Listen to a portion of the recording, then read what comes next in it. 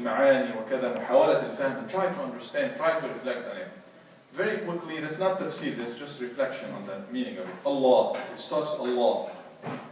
It is the best because it's talking about the best. It's talking about Allah subhanahu wa ta'ala. Musnad ilayh. Everything that comes after that will be describing Him subhanahu wa ta'ala. Who is Allah? What does He do? His action, His description in life.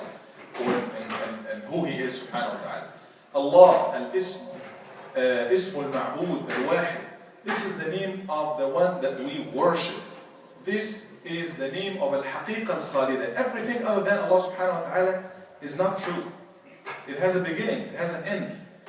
It does exist, but it exists temporarily.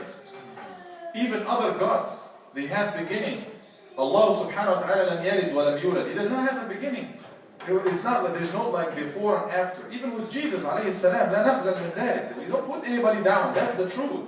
He was not like not born and then born, before and after.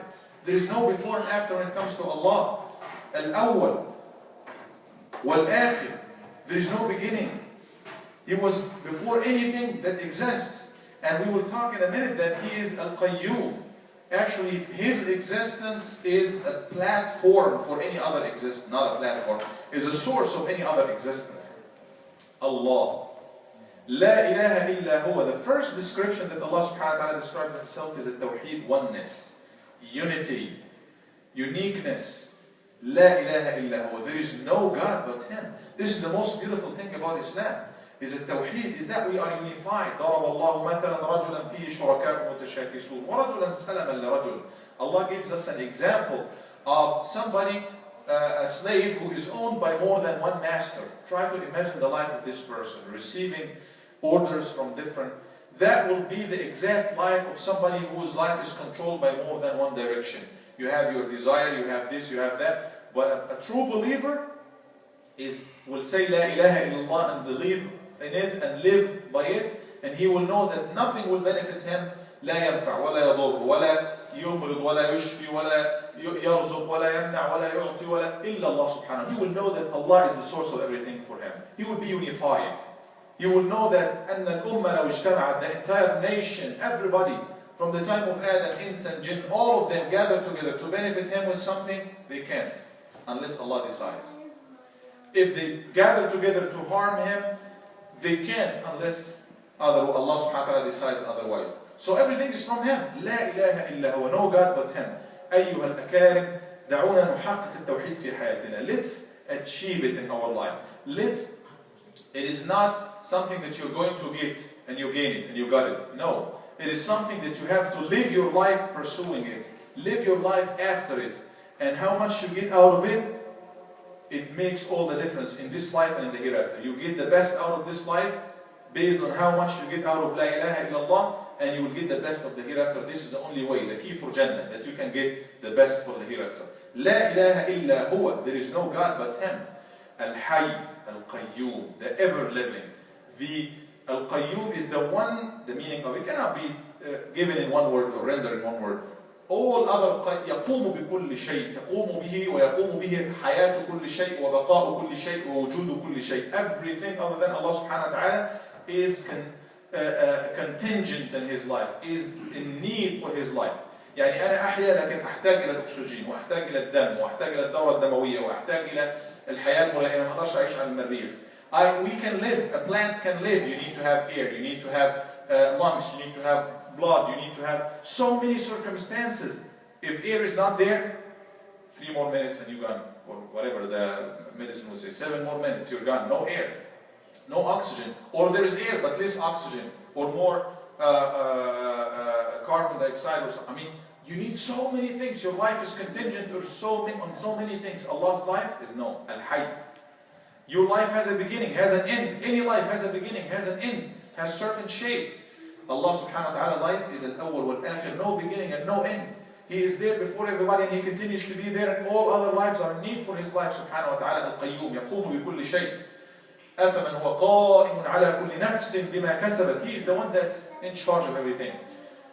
لا إله إلا هو الحي القيوم لا تأخذه سنة ولا نوم. He never takes him a slumber or a sleep.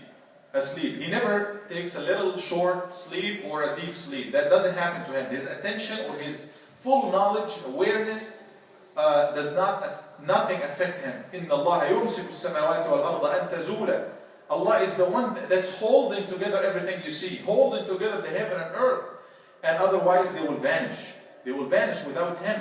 Without him subhanahu wa ta'ala. He doesn't sleep. وَلَا يَنْبَغِي لَإِنَّ اللَّهَ لَا يَنَامُ وَلَا يَنْبَغِي لَهُ أَنْ يَنَامُ يَرْفَعُ الْقِسْطَ وَيَخْفِضُهُ. Allah subhanahu wa ta'ala does not sleep, and it's not fit for him. He should not sleep because that's impossible. That doesn't happen to the God, Allah subhanahu wa ta'ala.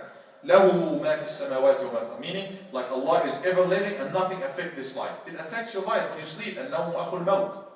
As the Nabi sallallahu alayhi wa sallam said, sleep is the brother or the twin of death. You are not there. I mean, you still have a form of life, but it's kind of you're hanging to life, just like you cannot see, you cannot hear, you cannot, when you are in deep sleep, when you are asleep, or even when you are at the beginning of your awareness started being affected. No, the life of Allah is complete, it's perfect. Nothing affects it. Belongs to Him. Look at His kingdom. What's lahu? What's for Him? What belongs to Him? Everything. ما في السماوات وما في الأرض. What's in the heaven and what's in the earth. Everything that you can think of. And we can think of it the physical way.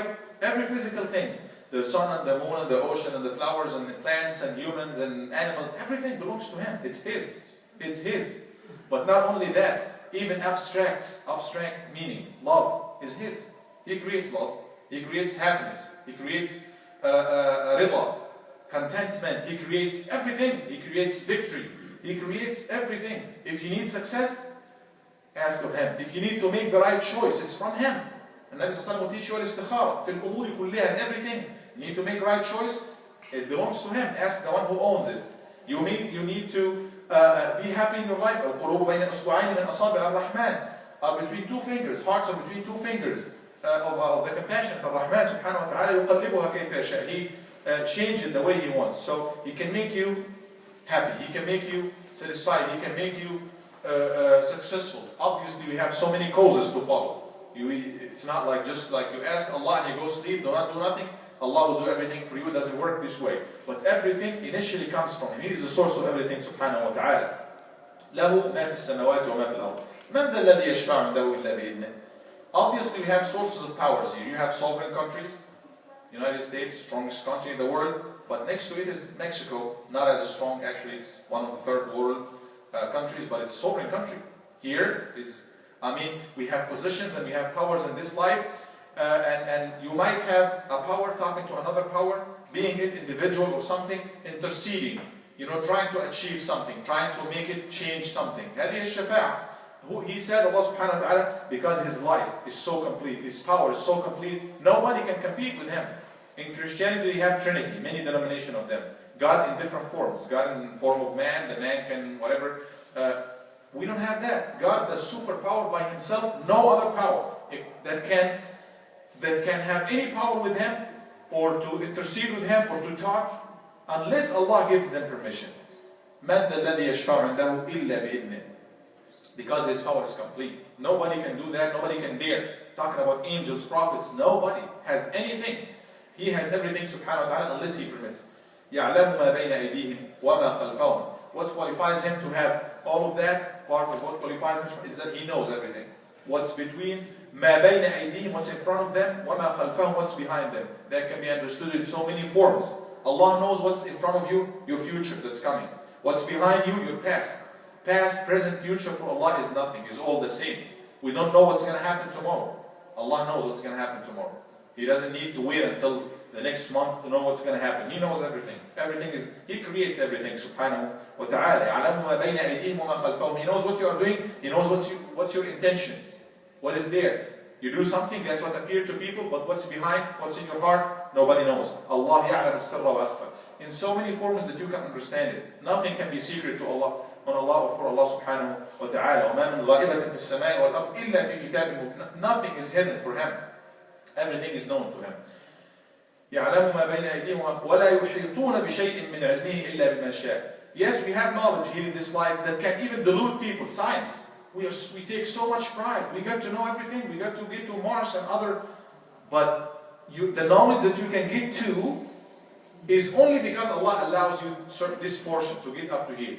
وَلَا يُحِيطُونَ بِشَيْءٍ مِّنْ عِلْمِهِ. All knowledge is His subhanahu wa ta'ala. He allows this generation or this university or this scientist to get to know that at this time. Obviously we are so happy now. 100 years from now, try to imagine, 100 years from now, they would laugh at us. They were living in 2014 and they were thinking, oh, they got the iPhones and this and that. They were so primitive. Because we will have new things, right? Just as we look at, just you look at 2000, at what? At 1914, and try to imagine how life would look back then. No cars, at least, no phones, no, I mean, it looks to us like another age, a primitive age. And probably they were so happy with what they got. Allah subhanahu wa ta'ala allows you just a portion of His knowledge.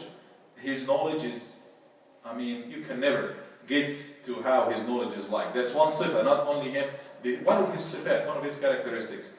وَلَا يُحِيطُونَ بِشَيْءٍ مِّنْ عِلْمِهِ إِلَّا بِمَا شَاءَ وَسِعَ كُرْسِيُّهُ السَّمَاوَاتِ وَالْأَرْضِ. To give us an idea how He is like, subhanahu wa ta'ala, you can never imagine how He is like. You can never. But to give us an idea, He will talk about one of His creation, one thing of His creation, Al-Arsh. The Arsh is understood by the scholars as the throne. I mean Al-Kursie. Al-Kursie, وَسِعَ كُرْسِيُّهُ السَّمَاوَاتِ وَالْأَرْضِ. Al-Kursie, some understood it as the throne, Al-Arsh, and some understood it as the footstool. Allah has a foot, and He puts His feet, subhanahu wa ta'ala, or 2 feet, on the Kursi. So one hadith is talking about Al-Kursi and saying Al-Kursiyu, ما الكرسي ما السماوات والأرض في الكرسي إلا كحلقة في فلاة. Heavens and earth in comparison to the kursi is just like a ring in the desert, thrown in a desert. Try to compare a ring in a big desert, no comparison. It's a small thing, 1 inch at maximum, compared to the Sahara, the Great Sahara or something. I mean, it's no comparison. وَمَا الْكُرْسِيُّ فِي الْعَرْشِ. And if you compare the kursi to Al-Arsh, the throne of Allah subhanahu wa ta'ala is going to be حلقة في فلاة. ملقاة في فلاة. It's like a ring in a big desert. That's only one creation of Allah. One creation of Allah subhanahu wa ta'ala. So that's how big Allah subhanahu wa ta'ala, how great He is subhanahu wa ta'ala. وَسِعَ كُرْسِيُّ السَّمَاوَاتِ وَالْأَرْضِ وَلَا يُحِيطُونَ إِهِ